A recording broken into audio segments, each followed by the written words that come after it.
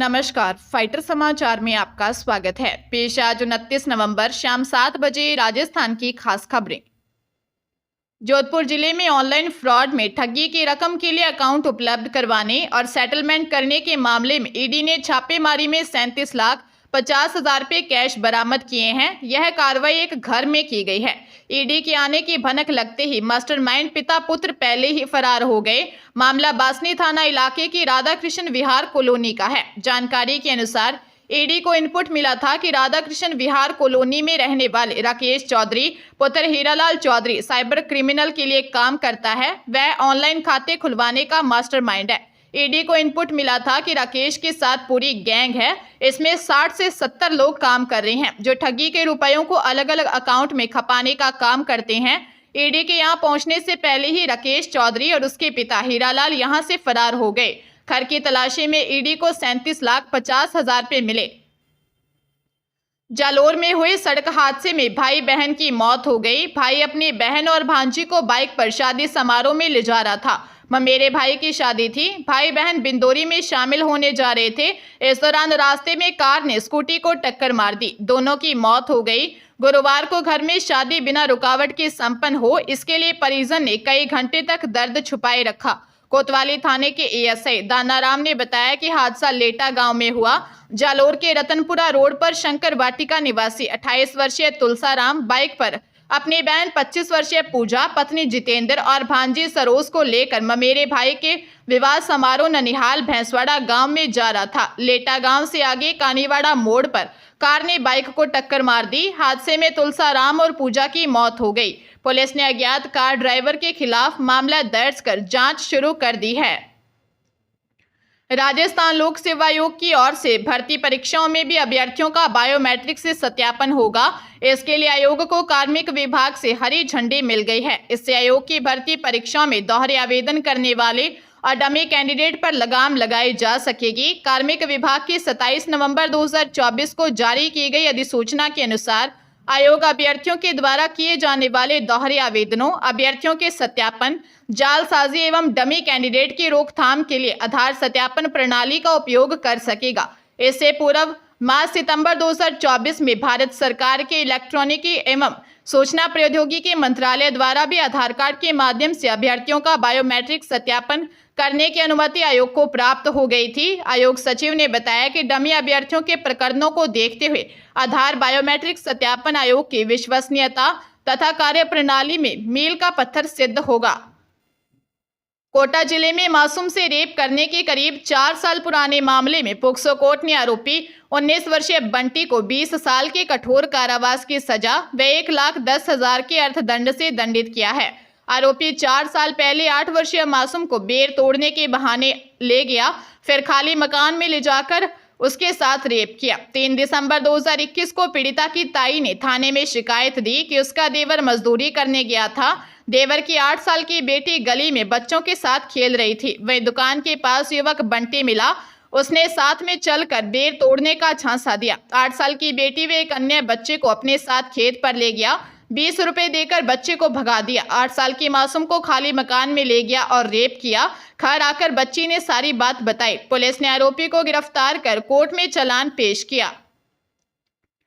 राजस्थान कर्मचारी चयन बोर्ड ने 2 भर्तियों के परिणाम जारी किए हैं। बोर्ड ने कृषि पर्यवेक्षक भर्ती का अंतिम परिणाम और पर्यवेक्षक महिला अधिकारिता भर्ती का प्रारंभिक परिणाम जारी किया। बोर्ड से प्राप्त जानकारी के अनुसार कृषि पर्यवेक्षक भर्ती में 430 पदों के लिए आयोजित की गई थी। इसमें 385 नॉन टीएसपी और 45 टीएसपी के पद थे। इन पदों पर नॉन टीएसपी में 333 और टीएसपी में 41 अभ्यर्थियों का यानी कुल 374 अभ्यर्थियों का अंतिम चयन किया गया है।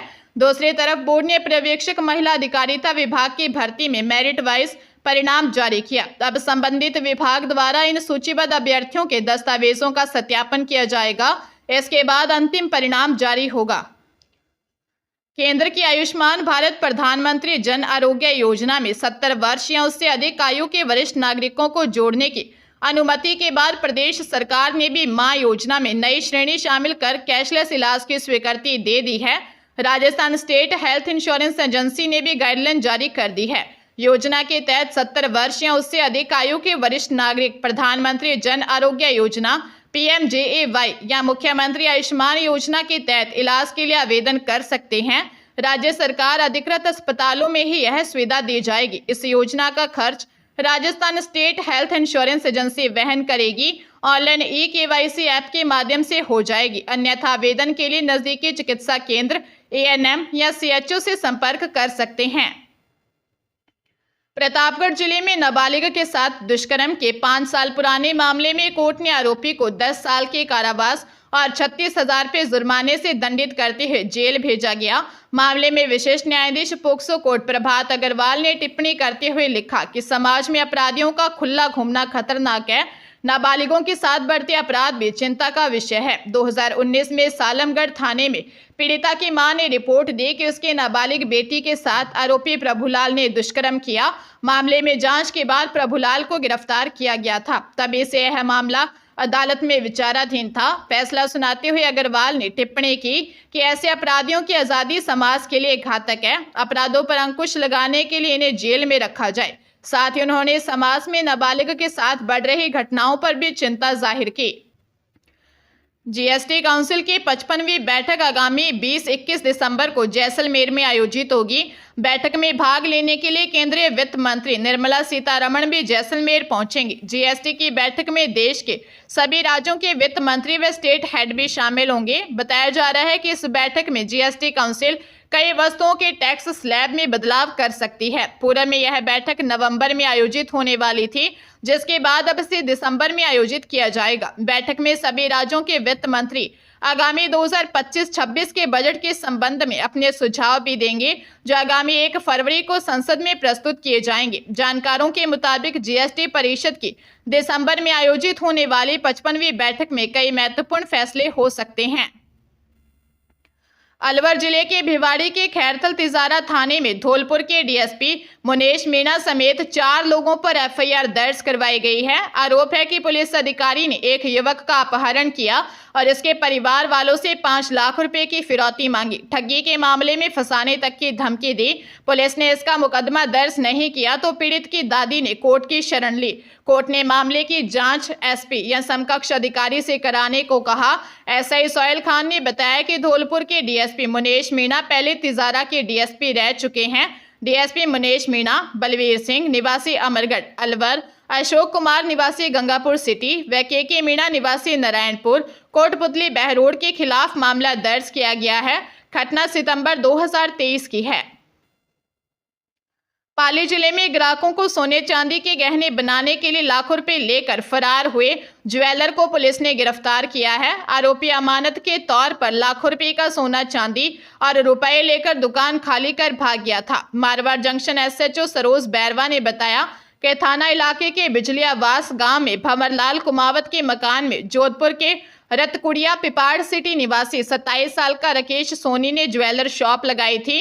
परिवार सहित वह गांव में ही रहता था। इस दौरान उसने देवाराम खरनानिया से सोने के गहने बनाने के लिए 9 लाख रुपए दिए। इसी तरह भंवरलाल कुमावत ने भी राकेश सोनी को 1 किलो चांदी और 20,000 रुपए दे रखे थे। कई महीने बीत जाने पर राकेश सोनी ने न तो देवाराम को गहने बनाकर दिए और न ही रुपए वापस दिए। कई पीड़ितों ने आरोपी राकेश सोनी के खिलाफ रुपए गहने हड़पने का मामला दर्ज करवाया था।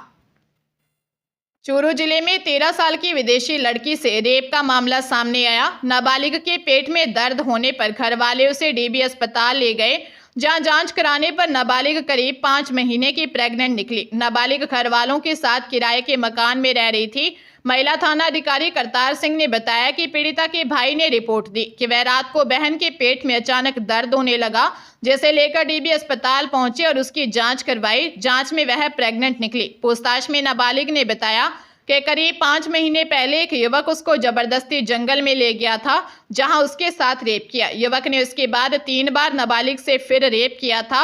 आरोपी ने किसी को बताने पर डराया धमकाया भी था। पुलिस ने मामला दर्ज कर आरोपी की तलाश शुरू कर दी है।